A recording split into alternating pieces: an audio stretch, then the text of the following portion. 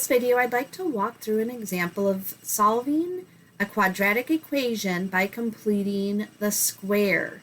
Now, there are multiple ways that we can solve a quadratic equation. We could solve it by setting it equal to 0 and factoring, or we can solve it by using the quadratic formula. Sometimes we could benefit from solving an equation with this completing the square process.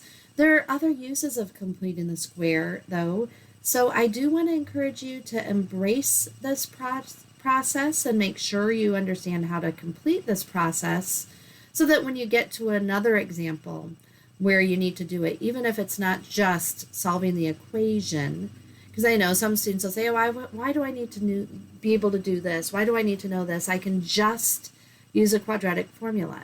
So what I'm going to say to you is there are other uses of completing the square, so I really want to encourage you to embrace this process. Make sure you learn this process so that you are successful in those other problems as well. This is a pretty tricky completing the square problem, and I'll tell you what makes it tricky. It's because this one has this coefficient in front of the squared term. It has a 9 in front of the p squared. So that does make this one a little bit trickier than others. So before we do that example, could we just do a real quick easy one just to practice the process? This easy example would be x squared minus 12x equals 0. Notice that the coefficient of the square term, the coefficient of x squared, is 1. So to do this process, watch what I'm going to do. I'm going to go to that coefficient of x, the negative 12. I'm going to cut it in half and square it. When I cut the negative 12 in half, I'd get a negative 6. And when I square it, I get a 36. So here's what's special about that 36.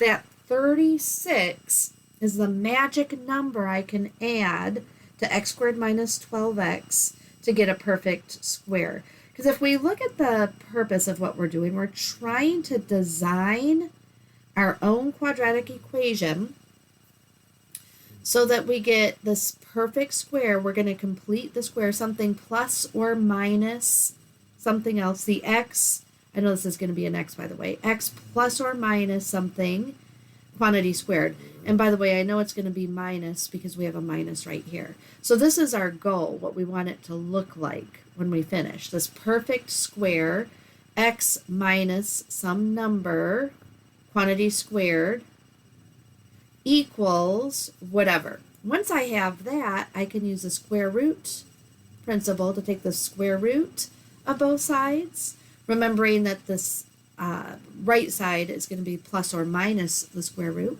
and then I can solve for x.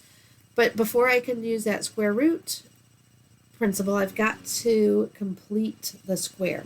And this 36 is what's going to be the magic number that allows me to design this perfect square polynomial. So if I add 36 here, I can counter that by adding 36 to the other side.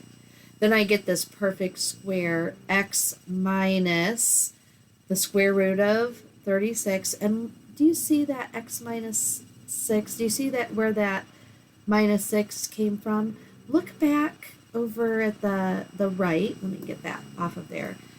Do you see this negative 12 cut in half before I squared it? Shows up right there. There's our minus 6. And then when we square that, we get our 36, which is what's on the other side. All right, what we would do next if we wanted to solve this is we would take the square root of both sides. But remember that for the 36, it's plus or minus the square root. The square and square root cancel each other out, so we're left with an x minus 6 on one side is plus or minus the square root of 36, which is 6. To solve this, I'm going to add 6 to both sides. So I'd get x equals 6 plus 6, which is 12, or x equals 6 minus 6, which is 0. So there are two answers, 12 or 0. That's our easy completing the square example.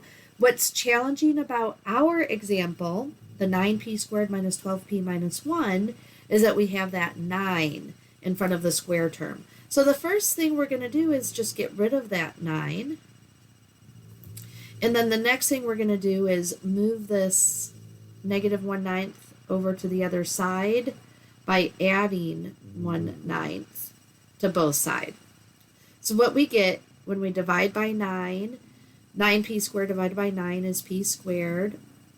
12p divided by 9 is 12 over 9p.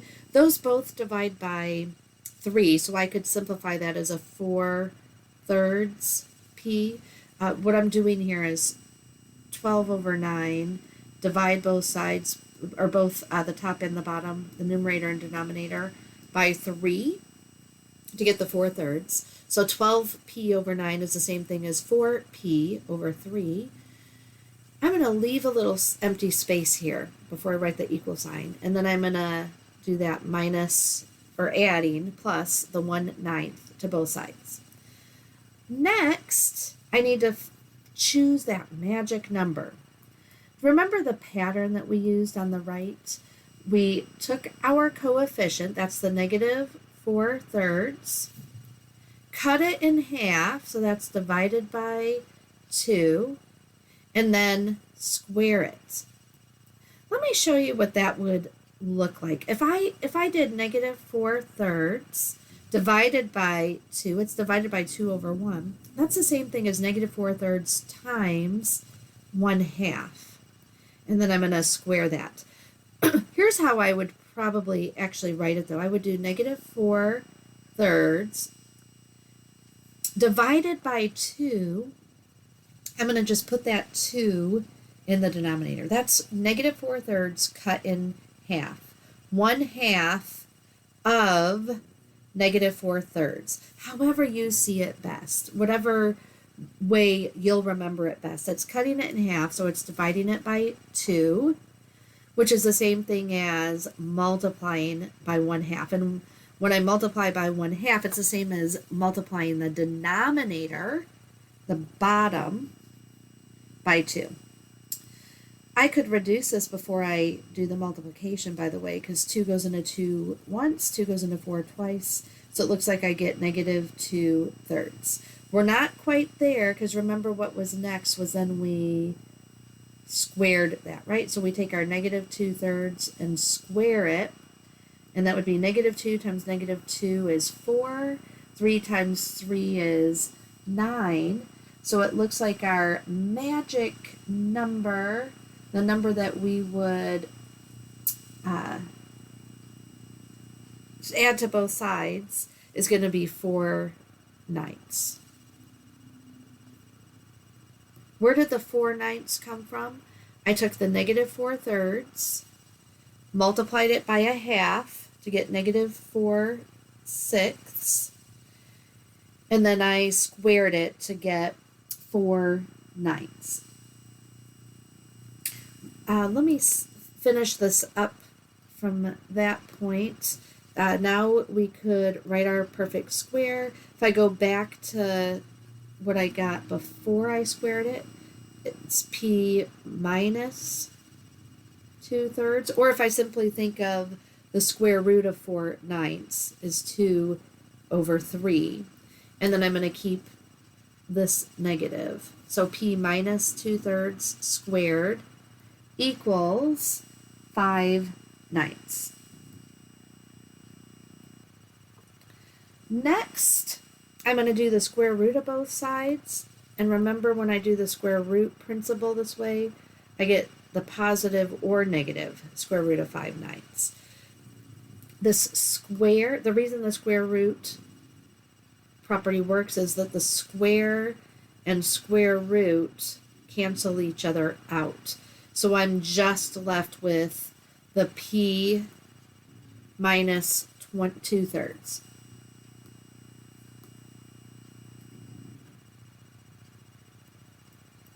So p minus 2/3 is equal to the plus or minus square root of 5 over square root of 9, which is 3. If I add 2/3 to both sides, I'd have the answer that P is 2/3 plus or minus the square root of 5/3. Now I could simplify that by putting them both over 3, and I'd have 2 plus the square root of 5 over 3, or 2 minus the square root of 5 over 3. And those are our two answers. I hope that this process made sense to you. If not, go back to the easy example and make sure you've mastered that. And after you've mastered that easy example, try this example, the 9p squared minus 12p minus 1 equals 0. Try that one again, and try it a few times until you get to where you can complete that process all the way through.